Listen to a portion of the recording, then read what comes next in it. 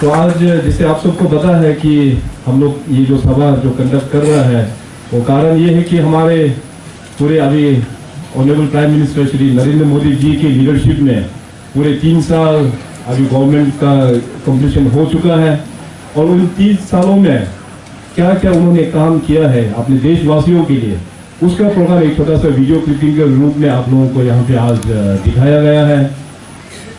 तो भाइयों और बहनों, देखिए हमारा देश को आज़ाद मिला करीबन 70 साल हम लोग होने वाला है, 70 ईयर्स। और इन 70 सालों में अभी आप लोग सोच सकते हैं कि इस पूरे देश में इतना सारा पोटेंशियल्स है, हमारे पास बहुत अच्छा रिसोर्स है, बहुत पोटेंशियल्स है, लेकिन ये देश उस हिसाब से आगे कभी बढ़ नहीं पाया।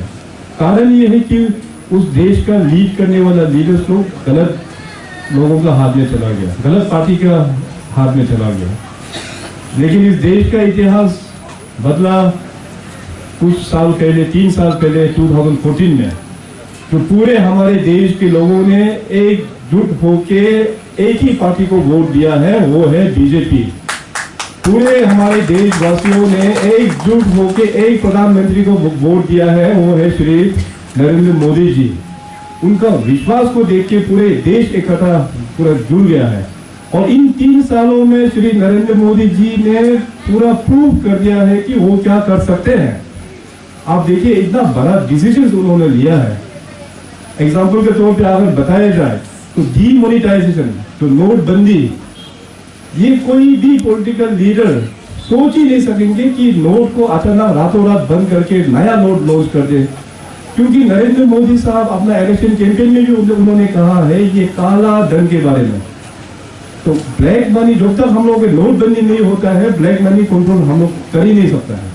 तो ये बहुत बड़ा डिसीजन उन्होंने लिया है और इस देश को आगे बढ़ाने के लिए गवर्नमेंट और लोगों को बीच में ट्रांसपेरेंसी लेके आने के लिए उन्होंने डिजिटल इंडिया का शुरुआत किया। जितना हो सके डिजिटल जैसे होते जाएगा उतना ही हम लोगों को ट्रांसपेरेंसी मिलेगा। अभी फॉर एग्जांपल अभी हम लोग अगर नॉर्थ ईस्ट के बारे में बात करें तो मैं अरुणाचल प्रदेश से बिलोंग करता हूँ और आप लोग यहाँ ये मेघालय स्टेट से। तो पूरे नॉर्थ ईस्ट में हम लोग लगभग ये 8 स्टेट है। तो आज़ादी के बाद जब से हम लोग को यहाँ पे अभी डेमोक्रेसी आया है तब से हम पूरे नॉर्थ ईस्ट के लोग कांग्रेस कांग्रेस कांग्रेस करके बैठ गया सभी राज्यों में लगभग। उसका फर्क देखिए आज हम लोगों को भुगतना पड़ रहा है। अभी इतना साल हो गए, किसी का 30 साल से कांग्रेस है, किसी का 35 साल से कांग्रेस शासन हो रहा है। तो इतना लंबा सालों तक कांग्रेस ने नॉर्थ ईस्ट को राज किया, लेकिन हम लोगों को आखिर में मिला क्या? हम लोगों को मिला गरीबी, हम लोगों को युवाओं को मिला बेरोजगारी। तो ये सब काफी सारा प्रॉब्लम्स है, हम लोगों को बहुत कुछ भुगतना पड़ा है। लेकिन अपने और जितने भी नॉर्थ ईस्टर्न स्टेट्स के लोगों ने कांग्रेस को विश्वास किया। मगर अभी 2014 के बाद में देश का जो सिनेरियो है वो बदल चुका है, नॉर्थ ईस्ट का जो पॉलिटिकल सिनेरियो है वो बदल चुका है। आप सबको पता है हमारे सहयोगी जो मेरा कलीग है एमएलए साहब बगल की कॉन्स्टिट्यूंसी का, उन्होंने अभी थोड़ी देर पहले बता रहा था असम में पिछले साल जो पूरे असम का जनता ने एकजुट होकर बीजेपी को जो वोट दिया, असम में केवल सिर्फ 1 ही साल हुआ है बीजेपी सरकार आके सर्बानंद सोनोवाल जी के नेतृत्व में। अब इन 1 सालों में उन्होंने बहुत अच्छा यहाँ पे काम किया है, बहुत अच्छा स्कीम्स लोगों के लिए यहाँ पे लॉन्च किया है, गरीबों के लिए यहाँ पे बहुत अच्छा स्कीम्स लॉन्च किया है, युवाओं के लिए यहाँ पे बहुत अच्छा स्कीम्स लॉन्च किया है। मेडिकल में जो जाते हैं गरीब लोग, उन लोगों के लिए मेडिकल पॉलिसीज वगैरह बहुत अच्छा लॉन्च किया है हमारे असम के चीफ मिनिस्टर ने। उसी प्रकार से यहाँ पे असम में बीजेपी गवर्नमेंट बना। सेकेंड में इसके बाद मैंने लेके अरुणाचल प्रदेश में भी हम लोगों ने बीजेपी सरकार बनाया। अभी तीसरा में हमारे मणिपुर में भी अपना बीजेपी सरकार बना। यही नहीं बल्कि हमारे जो सिक्किम में है, सिक्किम में भी हमारा गठबंधन का सरकार है, नागालैंड में भी हमारा गठबंधन का सरकार है। तो पूरे नॉर्थ ईस्ट में हम लोग 8 स्टेट है और उस 8 स्टेट में से अभी 5 स्टेट जो है हमारा बीजेपी और बीजेपी का गठबंधन का सरकार चल रहा है। तो बचा है केवल सिर्फ 3 ही स्टेट बचा है। एक हो गया त्रिपुरा, दूसरा हो गया मिजोरम और तीसरा हो गया आपके ये राज्य। अभी आने वाला दिनों में शायद जनवरी या फरवरी या उससे पहले भी हो सकता है आपका यहाँ का राज्य का चुनाव। तो मैं खास करके आज यहाँ पे मैं एक अपील करने के लिए आया हूँ आप सभी से, आप सभी को एक रिक्वेस्ट करने के लिए आया हूँ कि आने वाला चुनाव में आप लोग जरूर बीजेपी के साथ खड़ा होना बहुत जरूरी है। यदि आप लोगों को परिवर्तन चाहिए, if you need an change then you have to change the government. जब तक आप सरकार को चेंज नहीं करेगा, आपको भी चेंज होने का मौका नहीं मिलेगा। अगर चेंज बदलाव चाहिए तो सरकार को बदलाव करना पड़ेगा। मेघालय में भी इतने सालों से कांग्रेस का शासन चलते आया है, आप लोगों ने क्या देखा? अमीर जो है अमीर होते जा रहा है, गरीब जो गरीब होते जा रहा है, क्योंकि ये कांग्रेस का पॉलिसी ही ऐसे है। कांग्रेस जो ऐसे एक पार्टी है कि पूरे हाई कमांड कल्चर है, हाई कमांड कल्चर में पूरा मतलब उसके ही जोर पे कांग्रेस सरकार चलता है। हम लोग भी पहले कांग्रेस में था, वहां भी हम जेल के देखा, वहां में जो कांग्रेस में ऐसे मिनिस्टर जो था, तब से मेरे कांग्रेस के अगेंस्ट में हमने रिवोल्ट करना शुरू किया। हमको पार्टी से एक्सपेल भी ये किया वहां से कांग्रेस से। कभी भी हम लोग हिम्मत नहीं हार के कांग्रेस का अगेंस्ट में युद्ध लड़ते लड़ते आखिर में हम लोग ने अपना बीजेपी का सरकार अरुणाचल में बना ही दिया। अभी बीजेपी सरकार अरुणाचल में आने के बाद लोगों में इतना विश्वास है, हमारे साथ कुल मिला के 47 बीजेपी एमएलए है और 2 इंडिपेंडेंट एमएलए है, कुल मिला के 49 एमएलए है हमारे पास। तो जितने भी हमारे वहाँ पे डिस्ट्रिक्ट्स है, वहाँ के चाहे आप जिला पंचायत बोलो, चाहे अंतर समिति मेंबर बोलो, चाहे ग्राम पंचायत मेंबर बोलो, चाहे हमारे वहाँ के म्युनिसिपल का काउंसलर बोलो, चीफ काउंसलर बोलो, और चाहे हमारे वहाँ जितने भी सीनियर जो public leaders, farmer MLA, farmer ministers, आज पूरे अरुणाचल प्रदेश में पूरा हमने कमल का फूल वहाँ खिला दिया है। क्योंकि लोगों को डेवलपमेंट चाहिए वहाँ अरुणाचल प्रदेश में भी। उसी प्रकार से जैसे मैं थोड़ी देर पहले आप लोगों को बोल रहा था, कांग्रेस का जो कल्चर है वो पूरा हाई कमांड कल्चर होता है। कांग्रेस का पार्टी का लोगों को ही पता नहीं होता है कि डिसीजन क्या होने वाला है। तो कांग्रेस जो उसमें मतलब डेमोक्रेसी सिस्टम जो बिल्कुल अलग है, उसका डेमोक्रेसी है ही नहीं। मगर बीजेपी जो बहुत एक अच्छा पार्टी है, बीजेपी जो ऐसा एक पार्टी है जो प्रथम में नंबर 1 में वो लोग देश के लिए सोचता है, सेकंड में होता है पार्टी के लिए, और तीसरा होता है अपने लिए। दुनिया में ऐसे कोई भी पार्टी नहीं होगा जो नंबर 1 में देश के लिए सोचने वाला। लेकिन कांग्रेस में तो उल्टा, नंबर 1 में सबसे पहले खुद का, 2 में पार्टी का, नंबर 3 में देश का। ये थोड़ा सा उल्टा पार्टी है कांग्रेस जो, वो चीज जो हम लोग को उतना समझ में नहीं आएगा। तो भाई और बहनों, देखिए अभी आपको अगर विकास चाहिए, अगर आपको डेवलपमेंट चाहिए, तो आप लोग जरूर अच्छा एक पार्टी का साथ में जुड़ना बहुत जरूरी है। आज के दिन में हम लोग श्री नरेंद्र मोदी जी का लीडरशिप में हम लोग बहुत सारा चेंजेस हम लोग देखने को मिला है। अभी मैं आप लोगों को थोड़ी देर बाद में हम आप लोगों के बीच में शेयर करूंगा मोदी साहब किस प्रकार से काम करते हैं और किस प्रकार से काम करवाते हैं। तो उससे पहले अभी मैं जस्ट ये बोलना चाहूंगा कि अभी रिसेंटली हमारे ऑनरेबल प्राइम मिनिस्टर साहब यहाँ आसाम में आया। आप सबको पता है कि वो पूरे एक दिन का दौरा आसाम में किया। सबसे पहले वहाँ पे डोला सदिया जो एक ब्रिज है, वो सबसे आज के दिन में सबसे लंबा ब्रिज है इस देश का, उसको जाके उद्घाटन किया। इसके बाद धेमाजी में वहाँ पे एग्रीकल्चर रिसर्च इंस्टीट्यूट का फाउंडेशन ले किया। इसके बाद यहाँ पे गुवाहाटी में आके आपका मेडिकल इंस्टीट्यूट एम्स का उसने फाउंडेशन इंस्टीट्यूट ले किया। तो मैं भी उस प्रोग्राम में प्रधानमंत्री जी के साथ में यहाँ गुवाहाटी में हम लोग पूरा एक साथ था।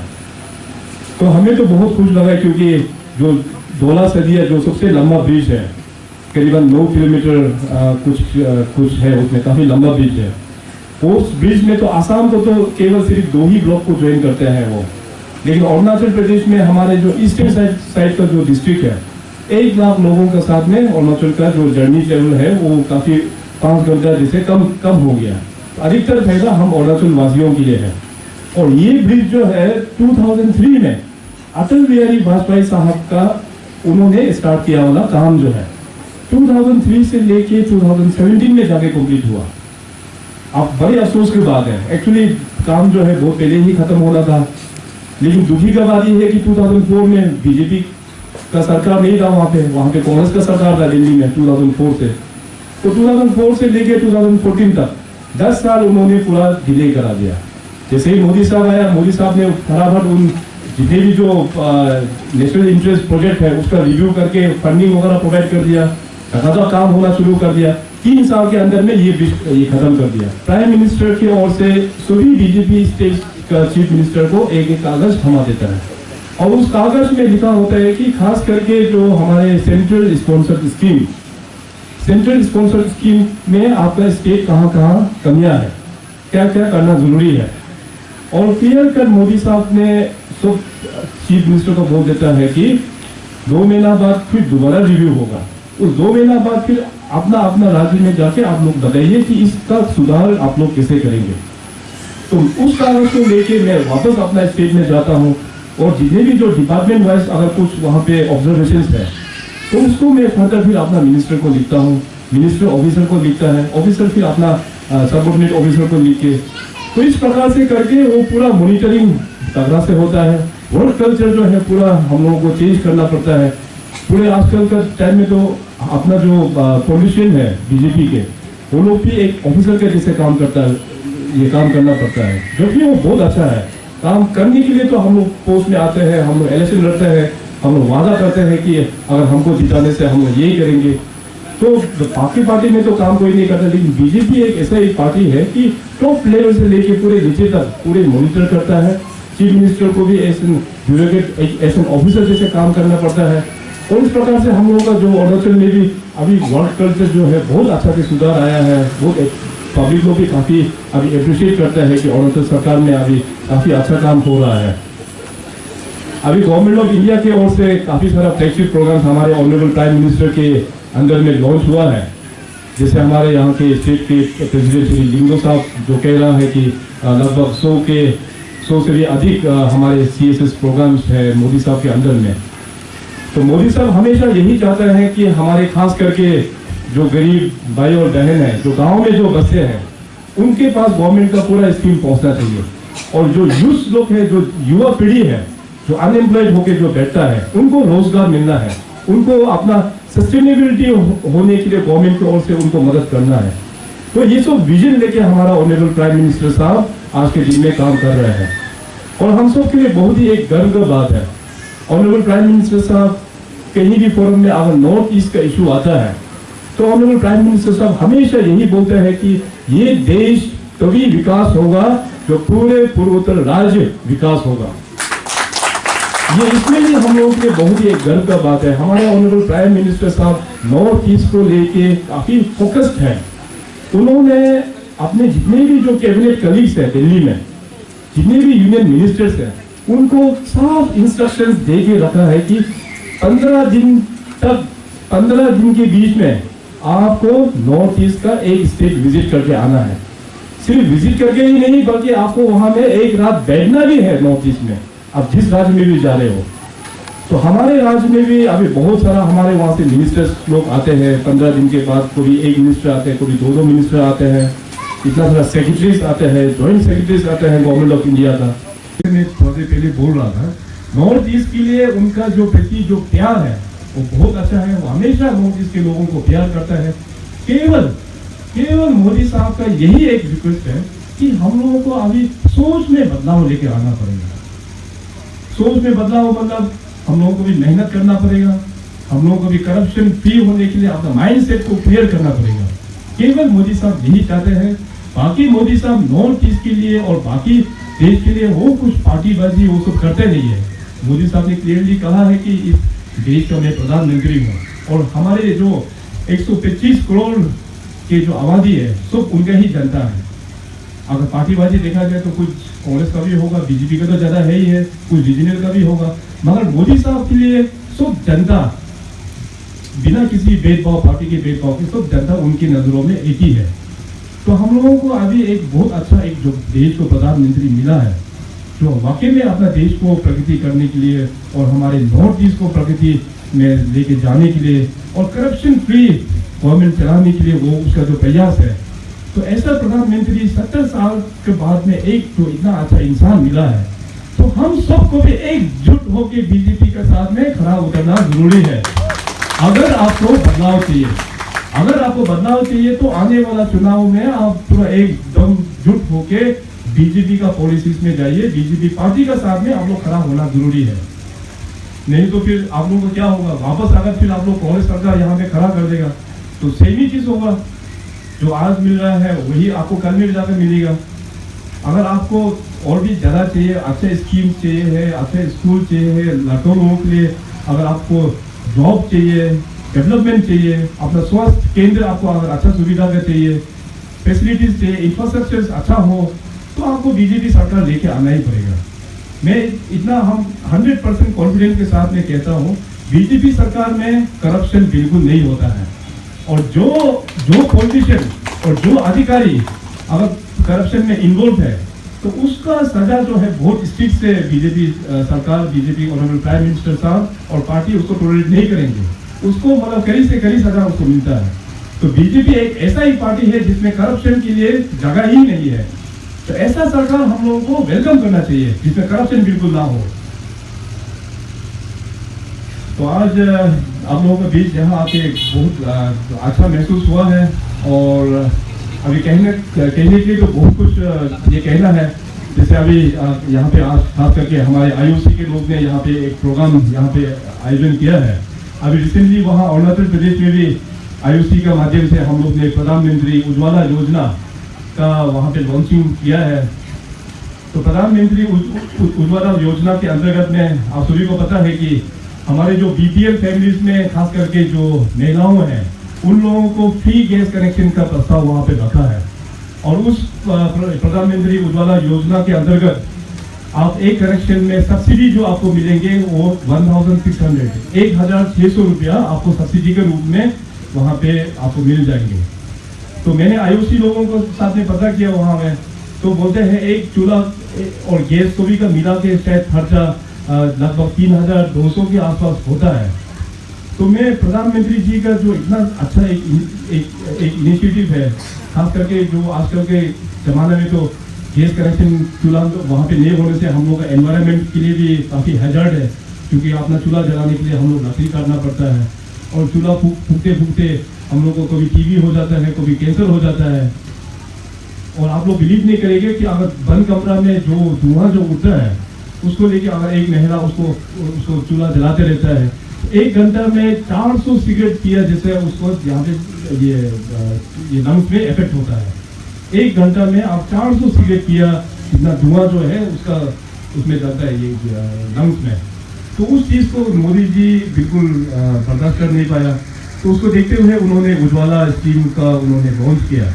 तो हमारे राज्य में हमने क्या किया, आसाम के राज्य के जैसा 1600 रुपया गवर्नमेंट ऑफ इंडिया के ओर से सब्सिडी है। उस प्रोजेक्ट को हमने डब टेलिंग करके अपना राज्य सरकार का ओर से भी 1000 रुपया मैंने वहां डाल दिया। तो 1600 गवर्नमेंट ऑफ इंडिया का और 1000 अपना राज्य सरकार का, कुल मिला के 2600 का सब्सिडी अभी हमारे वहाँ की बीपीएल महिलाओं को मिल रहा है ये कनेक्शन के लिए। तो इस तरह का इनिशिएटिव जो है हम लोग ले रहे हैं। हर एक बीजेपी रूल्ड स्टेट में हम लोग स्कीम्स को और भी बड़ा बना के हम लोग पब्लिक तक लेके जा रहे हैं। प्रधानमंत्री जी का इतना बहुत सारा स्कीम्स है। तो हर एक क्षेत्र में मैं अपना अभी अरुणाचल प्रदेश में भी बहुत सारा स्कीम्स हमको अभी वापस जाके इसी महीना में हमको लॉन्च करना है। आप लोगों को अखबार के माध्यम से या सोशल मीडिया फेसबुक के माध्यम से आप लोगों को पता चलेगा। अभी बहुत सारा इनिशिएटिव्स हम लोग वहाँ पे ले रहे हैं। प्रधानमंत्री का गवर्नमेंट ऑफ इंडिया का स्कीम को लेके स्टेट का ओर से और भी फंड उसको देके और भी उनका स्कीम को मजबूत करा के लोगों तक पहुँचाने में हम लोग प्रयास कर रहे हैं। मगर आपका यहाँ का राज्य सरकार मेघालय गवर्नमेंट क्या कर रहा है, आप लोग पूछिए यहाँ के स्थानीय विधायक को, आप लोग पूछिए माननीय मुख्यमंत्री जी को, कौन सा स्कीम गवर्नमेंट ऑफ इंडिया से लेके स्टेट गवर्नमेंट की ओर से मिला के डब टेलिंग किया करके भरा करके लोगों तक दिया है आप मेघालय गवर्नमेंट ने। अगर वाकई ही गवर्नमेंट जो है लोगों के लिए है, जनता के लिए है, तो काम करना पड़ेगा। हमें तो लगता है कि यहाँ पे काफी सारा स्कैम में उलझा हुआ है, चाहे वो एजुकेशन सेक्टर में बोलो, चाहे हेल्थ सेक्टर में बोलो, बहुत सारे स्कैम्स में उलझा हुआ है मेघालय गवर्नमेंट। तो अभी उपाय नहीं है, क्योंकि कांग्रेस का पार्टी का सरकार है। तो कांग्रेस में तो ये स्कैम होना तो ये तो कुछ नया बात नहीं है, ये तो नॉर्मल सा एक चीज है कांग्रेस वालों के लिए। तो उसी प्रकार होके हमारे थोड़े पहले आप लोगों जो कह रहा था कि इतने सालों तक नॉर्थ ईस्ट के लोग कांग्रेस कांग्रेस कांग्रेस करते करते बहुत सारा हम लोग का जनरेशन लॉस हो गया, हम लोग का फ्यूचर बहुत डार्क हो गया। मगर अभी टाइम चेंज हो गया है। अभी मोदी साहब का नेतृत्व में बहुत अच्छा काम हो रहा है, उसको हम लोग पूरा मिलकर मजबूत करना जरूरी है। और देखिए नॉर्थ ईस्ट को लेके और पूरे देश भर में एक चर्चा चल रहा है, मे भी वो एक दो शब्द इसमें हम क्लैरिफाई देना चाहेंगे अपनी ओर से। अभी 3 साल का जो सक्सेसफुल गवर्नमेंट मोदी साहब ने जो चलाया है, करप्शन फ्री गवर्नमेंट, किसी भी मिनिस्टर्स, किसी भी विभाग, किसी भी डिपार्टमेंट को एक दाग तक नहीं 3 साल का गवर्नमेंट उन्होंने काम करके दिखाया। तो बीजेपी गवर्नमेंट को और मोदी साहब को अभी ऑपोजिशन वाला बोलने के लिए कुछ बहाना नहीं है, कुछ भी पॉइंट नहीं है उन लोगों को अभी ऑपोजिशन के लिए, मतलब पॉइंट निकालने के लिए। अभी वो लोग बहाना निकालता है, बीजेपी जो है एंटी क्रिश्चियन पार्टी है, नॉर्थ ईस्ट में वो लोग इस प्रकार से फैलाते हैं। बीजेपी जो है गाय खाना नहीं देता है, बीफ खाना नहीं देता है, इस तरह से वो लोग अभी वो माहौल बना रहा है। तो ये अभी देखिए सोच कितना छोटा सोच है कांग्रेस का, कितना छोटा एक सोच है। आप देखिए यहाँ नॉर्थ ईस्ट में वो लोग बोलते हैं कि बीजेपी जो है एंटी क्रिश्चियन है। मेरा ही एग्जाम्पल, मेरा राज्य का एग्जाम्पल देखिए, वहां में मेरा अरुणाचल प्रदेश में अधिकतर पॉपुलेशन हमारे वहां में क्रिश्चियंस है। हमारे वहां में बहुत सारा डिनोमिनेशंस के अपना वहां पे अपना क्रिश्चियन के भाई बहन लोग हैं वहां पे। हमारे वहाँ एमएलए तो भी क्रिश्चियंस में काफी तादाद में है। हमारे वहाँ पूरे जनता मैक्सिमम पूरा हमारे वहाँ पे क्रिश्चियन पॉपुलेशन है। वो सब बीजेपी के ही लोग हैं, अपना ही बीजेपी का लोग है। उन लोगों को पता है कि बीजेपी पार्टी जो है एंटी क्रिश्चियन है कि नहीं। हमारे वहाँ पे तो जो बीजेपी का जो नेता आते हैं तो हमारे वहाँ पे ये बड़े बड़े हमारे अपना पार्टी में भी कुछ पास्टर्स लोग भी है, कुछ अपना जो क्रिश्चियंस का एकदम प्रोमिनेंट लीडर्स लोग भी है अपना हमारे बीजेपी सरकार में। तो ये गलत एक वो लोग अफवाह फैला रहा है कि बीजेपी जो है एंटी क्रिश्चियन है, ये टोटली गलत है। आप लोग इस चीज का बिल्कुल बिलीव ही नहीं करना है। अगर इस प्रकार का अगर फीलिंग हो बीजेपी में तो अरुणाचल क्यों बीजेपी में शामिल होगा? वहाँ में पूरा क्रिश्चियन है, क्यों बीजेपी में जाएगा? क्योंकि हम लोगों को पता है, हम वहाँ की जनता को पता है कि इस प्रकार का पार्टी बीजेपी बिल्कुल नहीं है। और दूसरा मुद्दा जो बाकी ओपोजिशन लोग जो उठाते हैं, खास करके बीफ इश्यू को लेके, और नॉर्थ ईस्ट में भी काफी ट्राई किया इसको और भी ज्यादा मसला वगैरह देके इसको उठाने के लिए, लेकिन वो लोग सका नहीं। बीफ इश्यू के बारे में तो ये तो ऑनरेबल सुप्रीम कोर्ट का एक जजमेंट था, स्लॉटर हाउस को रेगुलराइजेशन करने के लिए, एक नियम कानून बनाने के लिए। उसमें कहीं भी नहीं लिखा है कि आपको बीफ खाना मना है। हम तो इस बार दिल्ली में भी बहुत सारा मीडिया लोग हमारे साथ इंटरेक्शन किया, तो मैं तो वही बोला है कि नॉर्थ ईस्ट में ज्यादातर जहाँ पे ट्राइबल सोसाइटी जहाँ पे है वो लोग मैक्सिमम नॉन वेजिटेरियन होता है, सब लोग हर एक प्रकार का मीट वहाँ पे खाते हैं। तो ये बीफ इशू जो है अननेसेसरी इसमें आप लोग मिलाता है। कुछ तो हम लोगों का मीडिया का भी ना समझ में बोलूंगा, वो टॉपिक को जाने बिना बीफ इशू करके लेके चला गया। वेयर टॉपिक जो था रेगुलराइजेशन ऑफ स्लॉटर हाउस का, उसको रेगुलराइजेशन करने का था, रूल्स रेगुलेशन फ्रेम करने का था। तो ये बहुत सारा अजीब सा एक चीज वो लोग करके मिसअंडरस्टैंडिंग क्रिएट करते हैं। अभी रिसेंटली हमारे साथ हमारे होम मिनिस्टर श्री राजनाथ सिंह जी वहाँ पे ये मेघालय में आइजोल में, मिजोरम में आइजोल में हम लोग एक साथ था। तो राजनाथ सिंह जी का प्रेस कॉन्फ्रेंस में भी वहाँ के जर्नलिस्ट लोग ने पूछा कि आप लोग ने बीफ बैन किया है, तो राजनाथ सिंह जी ने सीधा बोला है कि कोई भी प्रकार का बैन नहीं है, जिसको क्या खाना है क्या नहीं खाना है उसमें बिल्कुल रोक नहीं है। तो उसी प्रकार से हम लोग का नॉर्थ ईस्ट में भी जितने भी हमारे जो ट्राइबल स्टेट्स है, कुछ भी प्रकार का यहाँ पे बैन वगैरह कुछ भी नहीं है। जो हम लोग ये बहुत सालों से जो चलते आ रहा है, हम लोगों का खाना पीने का जो आदत है, उस चीज को कंटिन्यू होते रहेगा। कोई भी सरकार इसमें आगे बैन नहीं करेगा। ये जस्ट कांग्रेस लोगों का एक पॉलिटिकल षड्यंत्र है, हम लोग का पॉलिटिकल माइलेज उठाने के लिए आने वाला। अभी हम लोग का नॉर्थ ईस्ट में भी 2-3 स्टेट्स है, अभी इलेक्शन आने वाला है, तो इस चीज को वो लोग अननेसेसरी उठाते हैं। आज यहाँ पे मैं बेसिकली आया हूँ अपना मोदी साहब का मैसेज आप लोगों का बीच में पहुँचाने के लिए। मोदी साहब किस प्रकार से इस देश को, हमारे पूरे पूर्वोत्तर राज्यों को आगे लेके जाने का उनका जो सोच है, जो विचार है, उसको लेके मैं आप लोगों के बीच आया हूँ। हमारे अरुणाचल प्रदेश में बहुत सारा इनिशिएटिव हमारे मोदी साहब की सरकार की लीडरशिप में वहाँ पे लिया है, अरुणाचल जो है हमारे पूरे नॉर्थ ईस्ट का सबसे बड़ा राज्य है और हमारे वहाँ पे जो हिमालयन जो रेंजेस है, हमारे वहाँ के जो जमीन है पूरा पहाड़ है वहाँ पे, और हमारे वहाँ पे बहुत मुश्किल है, सड़कें वहाँ पे बहुत मुश्किल है। तो हमारे वहाँ पे कनेक्टिविटी का बहुत बड़ा एक इशू था। उस चीज़ को मैंने ऑनरेबल प्राइम मिनिस्टर को बताया, तो उन्होंने सीधा वहाँ से घोषणा करके अभी अरुणाचल प्रदेश में रेल तक भी पहुँच गया और बाकी 10 जगहों में रेल का वहाँ पे सर्वे भी काम शुरू हो गया है। इवन हमारे जो तवांग, आप लोगों ने सुना होगा, मैं खुद तवांग से बिलोंग करता हूँ, तो तवांग तक जगह में भी रेलवे लाइन ले जाने का प्रस्ताव जो है स्वीकार करके सर्वे का काम अभी बहुत जल्द शुरू होने वाला है। तो मोदी साहब इतने बड़ा डिसीजन लेने वाला एक लीडर, इतना अच्छा प्रधानमंत्री हम लोग को मिला है। अगर हम लोग को डेवलपमेंट चाहिए, अगर हम लोग को रोजगार चाहिए, अगर हम लोग को उन्नति चाहिए, तो हम लोग पूरा मोदी साहब के साथ में जाना बहुत जरूरी है। और आज समय भी थोड़ा ज़्यादा हो गया क्योंकि वापस गुवाहाटी में जाके मेरा एक दूसरा मीटिंग भी है वहाँ पे।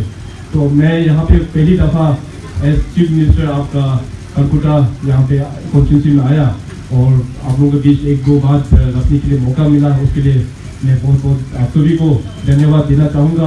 आप लोगों का मूल्य समय को निकाल के आप लोग यहाँ पे आज जमा हुआ, पार्टी के इंटरेस्ट के लिए जमा हुआ, आप लोग नरेंद्र मोदी को सोच के यहाँ पे जमा हुआ, उसके लिए मैं आप सभी को बहुत बहुत धन्यवाद देता हूँ। और मैं आप सबको आश्वासन करता हूँ कि आप लोगों का इस कॉन्स्टिट्यूंसी में और आपके इस सुंदर राज्य में मैं अगला फिर दोबारा फिर आऊँगा। आप बहुत जल्दी यहाँ पे चुनाव फिर आएंगे तो हम पूरे स्टेट में हम खुद यहाँ पे पूर्ण भी करेंगे। इन्हीं शब्दों के साथ आपने जितने भी हमारे प्रेसिडेंट साहब के साथ में जितने भी जो टीम है उसको बहुत बहुत धन्यवाद, और हमारे सहयोगी जो विधायक है आपको भी बहुत बहुत धन्यवाद। Thank you. जय हिंद।